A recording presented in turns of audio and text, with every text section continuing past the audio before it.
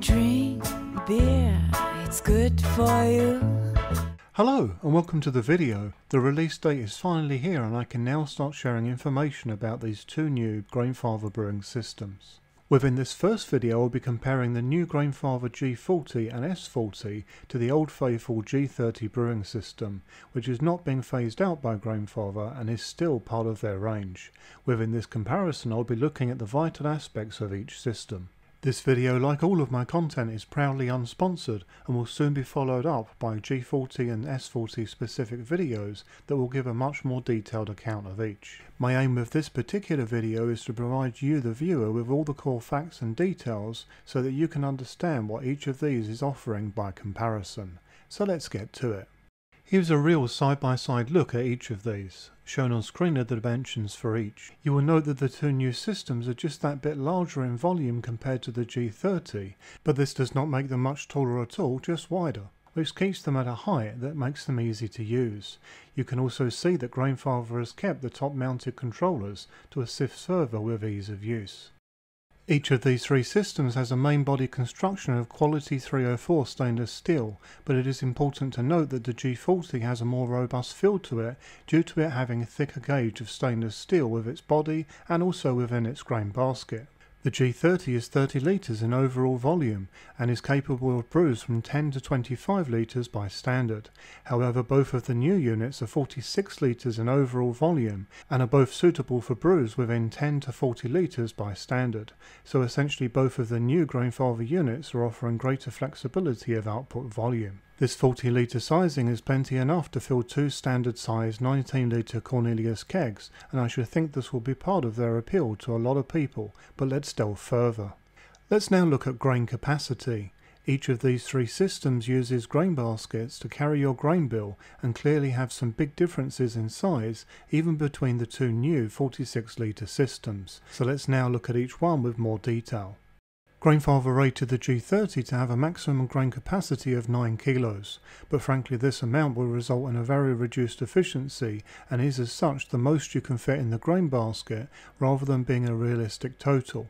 In my testing I have found that between 7 to 7.5 kilos is much more realistic maximum to keep your efficiency realistic and repeatable.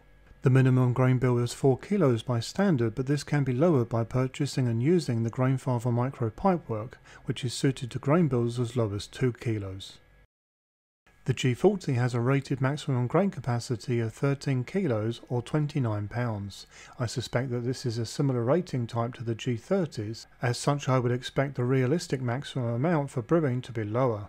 How much lower is naturally yet to be determined, but Grainfather have suggested that it is likely to be between 11 to 12 kilos as an acceptable maximum grain bill that will offer acceptable efficiency. I will be fully testing this in the near future.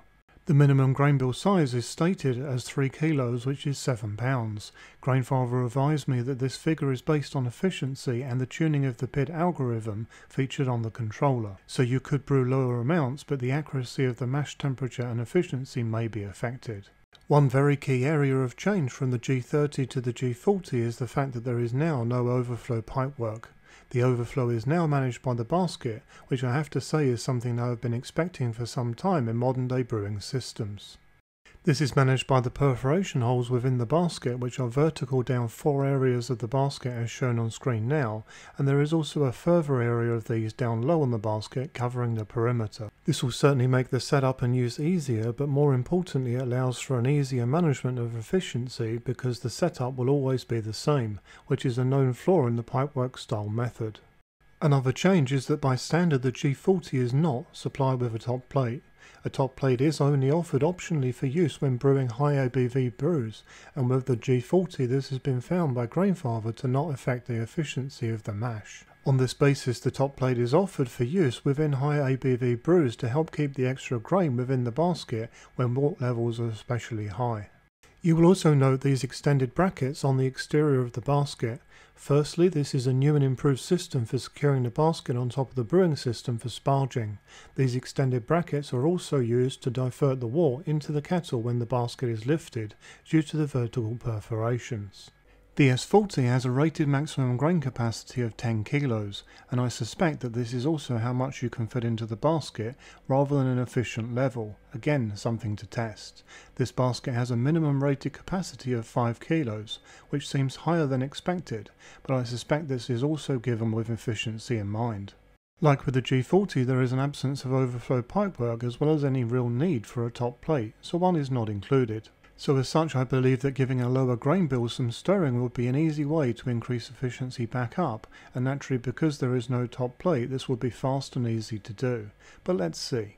As you may have already noticed and you would now expect, this grain basket also features a perforation system to control overflow, but these are just present on the lower section of this particular basket. Another thing that you will have noticed is that the grain basket on the S40 is also wide and fairly shallow, like the grain basket on the G40. This means that both systems can effectively use more grain to volume compared to their older brother, the G30, and there is a greater surface area for recirculation, which actually helps avoid the need for the overflow pipework. This is going to be especially useful when brewing stronger beers at regular 1 keg volumes. It is also notable that this grain basket is the only one in Grainfather's range that has a fixed handle. All others have separate handles that you align in place. I should also point out that unlike the grain basket on the G40 and G30, the bottom plate on the S40 is not removable. Here is the basket shown upside down, and you can see that it also features feet to hold itself in the correct position within the brewing system. Let's now look at heating, as well as giving each of these a time test with 10 litres of water that is heated from 25 to 65 degrees Celsius. The G30 has two heating elements. The first is rated at 1500 watts and the second is at 500 watts. These are traditional elements rather than the low watt density technology that features in various other systems in the market. This means that with the G30 you need to scrape the bottom plate during the boil to avoid build-up on the bottom plate and scorching. It also means that you will experience some caramelization of wort leading to a darker colour. To start this test I first heated to 25, and then once this was reached I then set the controller to 65 and started a timer. The G30 completed this test in just under 16 minutes. I really must add that my G30 is soon to be 6 years old and has completed literally hundreds of brews. I suspect that a new one might be a little faster than this, but probably not by much. What would be interesting is if others could actually add their heating times for this test within the comment section of this video. Mine is the EU version and is running on 230 volts. The G40 has the exact same heating element that was offered in the G70, but at a lower volume, meaning that you have more watts per litre with the G40 compared to the G70. In the EU and the US you have a total power of 3300 watts at 230 volts, and shown on screen now are ratings for some other world regions too. This heating system features the latest in technology, including low watt density, meaning that there are no concerns at all around caramelization or scorching. Seeing as this heating system was adequate for the G70 with its much higher volume, I suspect that this is going to prove to be super fast compared, no matter which country you're using it in. I did the water heating test, and here is the footage from the tail end of that where you can now see the end result. This is certainly an impressive time. Let's now look at the S40. I believe that the S40 has regular heating elements like the G30, but I'm yet to have this fully confirmed by Grainfather. Certainly there is more total power on offer here though, at 2300 watts in total, which is spread between 1000 watt and 1300 watt elements. When I ran the heating test I expected the S40 to be in between the G30 and the G40, and my suspicion was correct, as you can see on screen now. Here is a summary of the three results side by side. It is fair to say that the S40 and G30 are fairly close, though the S40 is offering some extra power. The G40 however is clearly the most powerful system here and shares the same heating as offered on the G70, so the G70 result will be very similar in such a test too. Let's now compare the controllers, starting here with the S40, which has the most basic controller out of the three. As long as the system has power, then it will display the current temperature, as you can see here. If you then power it on fully, you can then enter one mash temperature along with how many hours and minutes you wish this to be held for. The next area here, seen under timer, relates to delayed heating. This can be set from 1 minute to up to 24 hours. Once the timer has run out, then the system will heat up to the set temperature. The S40's controller is not smart as such and thus cannot be controlled by Bluetooth or Wi-Fi. The G30 has a Bluetooth connected controller which is aptly named Connect. I have 2 videos that detail this controller on my channel that go into full detail. This device can be controlled by the free Grainfather app, and recipes can be literally beamed directly to the controller, meaning that no inputs are needed and that you can enjoy a nice guided process through the brew. The Connect controller can also be controlled by Brewfather if you have a premium license. There is also a manual mode for an unconnected experience that actually offers some pretty good features. Firstly, you can set multiple mash steps in advance that then still leads into a guided experience, as you can see here. There is also a preheat timer function which I often use the night before a brew that is starting in the next morning. Last but by no means least, the G30 Connect controller also offers a PID algorithm.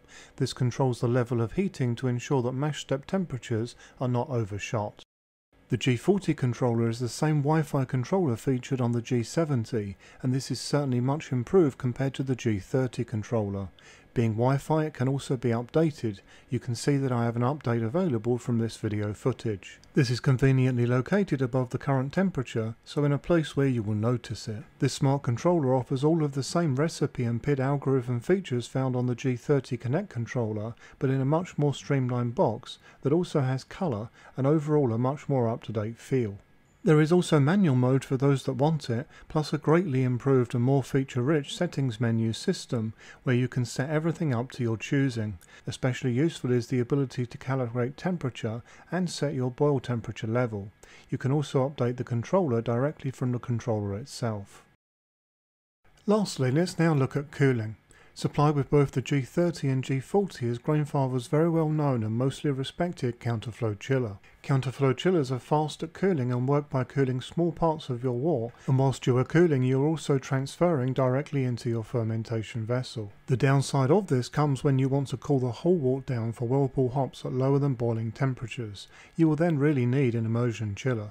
And ironically, that's exactly what the S40 is supplied with in stainless steel, which is certainly going to be slower than the counterflow chiller, and due to this will use more water. However, you will be cooling the whole wort, which is great for those whirlpool additions at lower than boiling temperatures. Ideally, a brewer will have both an immersion chiller and a counterflow chiller. Naturally, both types of chiller are available aftermarket. So you now might be wondering which is right for you. In the end, if your decision has narrowed down to Grainfather brewing systems, then perhaps it will be a question of budget. Certainly out of these 3, the G40 is going to obviously come at the highest price, with the S40 being the most budget friendly. I suggest that you ponder the information presented in this video and give your choice good consideration. You can also look forward to more content from me in the very near future in respect of much more information in regards to the G40 and S40, which will include a detailed look at their different brewing experiences. I do hope that you found this video useful, informative and interesting. If so, why not consider liking and subscribing? For further support you can join the channel's Facebook group, and if you would like to support the channel then check out the channel's merchandise store, as all profits go back into the channel. Until next time, happy brewing!